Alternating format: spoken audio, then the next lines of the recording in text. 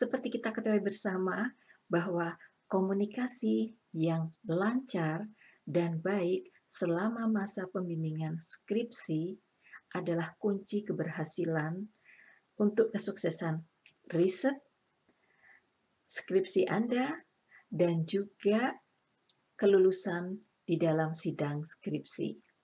Untuk itu, saya akan berbagi tips-tips atau kiat-kiat bagaimana menciptakan komunikasi yang baik, lancar, dan wow selama proses pembimbingan skripsi.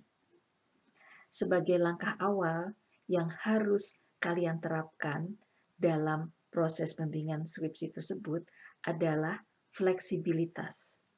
Kalian harus fleksibel waktunya untuk bertemu dengan dosen pembimbing, untuk membuat janji, baik misalnya di kampus ataupun di luar kampus, misalnya di lapangan, kalau penelitiannya di lapangan, atau mungkin juga pada saat-saat yang mendadak, misalnya dosen pembimbing saudara sedang ada acara keluar kota, kemudian ingin bertemu dengan kalian lebih awal atau setelah dari luar kota. Jadi Anda harus bisa menyesuaikan diri dengan hati yang ikhlas untuk menerima fleksibilitas tersebut.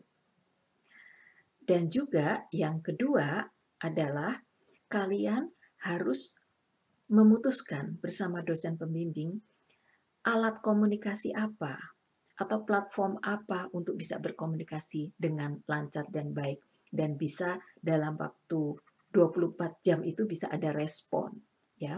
Misalnya dengan WA atau dengan SMS atau dengan Facebook atau dengan email, ya. Jadi terserah apa yang akan disepakati oleh kalian dan dosen pembimbing. Tapi harus seawal mungkin itu ditentukan supaya sama-sama enaknya, sama-sama nyamannya.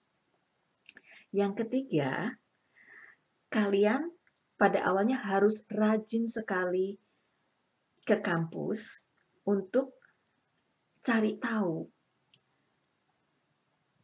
tentang dosen pembimbing tersebut. Dalam artian bukan ingin tahu masalah pribadinya atau mengusik masalah pribadinya, bukan. Tetapi paling tidak tahu kebiasaannya. Apakah Bapak Ibu dosen tersebut tuh orangnya rileks, gaul, atau kaku, atau saklek, misalnya kayak gitu ya. Jadi kalian tanya dengan sesama teman yang mungkin satu bimbingan atau mungkin teman-teman lain atau kakak kelas atau adik-adik kelas yang dosen pembimbing tersebut mungkin mengajar adik-adik kelas pada saat itu.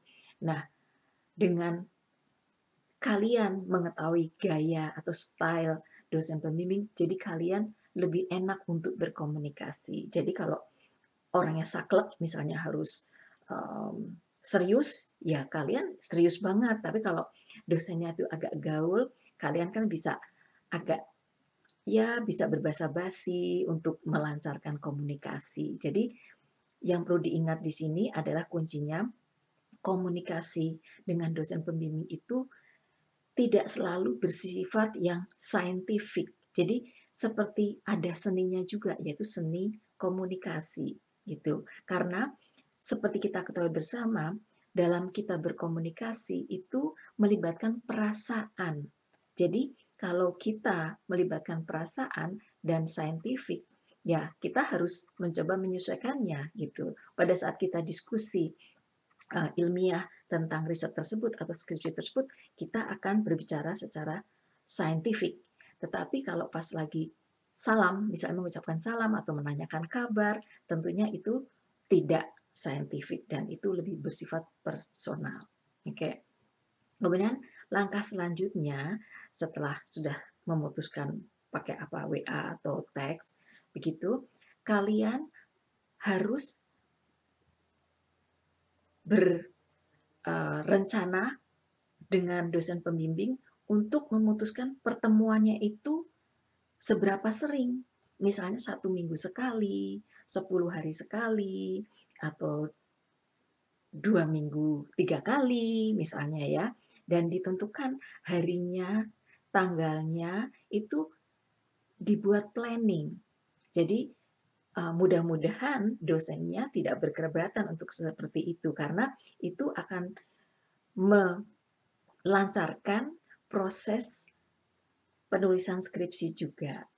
Apalagi kalau misalnya dosennya itu sering bepergian keluar kota. Nah, itu kalian harus proaktif untuk minta waktu bisa bertemu dengan cara yang nyaman, yang tidak membuat kalian merasa nggak enak atau takut nanti bapak atau ibu dosen akan tersinggung, misalnya seperti itu. Jadi eh, komunikasi yang sifatnya lebih akrab itu harus dimulai dari seawal mungkin. Oke. Kemudian langkah selanjutnya adalah yang ini sangat penting, itu adalah kalau dosen pembimbing itu memberi tugas, ya misalnya, tolong Anda buat ini ya, analisanya ini. Kalau dosennya itu memberitahu list ya, listnya 3 gitu ya, Anda membuatnya 5. Kalau dosen itu memberi listnya 5, Anda membuatnya 8. Jadi selalu berusaha mengerjakan lebih dari yang diminta. Dan buatlah pembimbing Anda itu terkesan dengan pekerjaan Anda. Oke, jadi bukan terkesan oleh penampilan, tapi pekerjaan Anda yang berkaitan dengan riset atau skripsinya. Nah, kalau nanti kalian sudah agak dekat dengan dosen pembimbing, tentunya kalian akan tahu kesukaan pembimbing itu apa. Misalnya, pembimbing Anda itu sukanya meneliti tentang kualitas tanah. Nah, kalau kalian menemukan artikel-artikel yang berkaitan dengan kualitas tanah, email beliau. Halo, Dokter X atau Profesor X atau Bapak X, Ibu X, saya menemukan artikel tentang kualitas tanah yang selama ini menjadi bahan kajian Ibu dan Bapak. Ini saya kirim melalui email ini, ada 3 atau ada 5, silahkan dilihat kalau tertarik.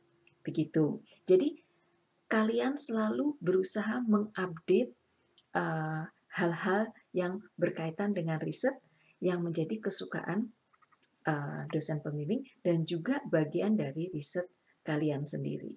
Oke, jadi itu tip-tip dan kiat-kiat, mudah-mudahan bisa membantu dan bermanfaat. Kalau kalian punya pengalaman yang lain, silahkan dituliskan di komen di bawah ini. Dan kalau menginginkan video-video yang dengan topik yang lain, silahkan kirimkan sarannya lewat komen. Terima kasih sudah menonton video ini. Sampai bertemu di video yang lain. Bye.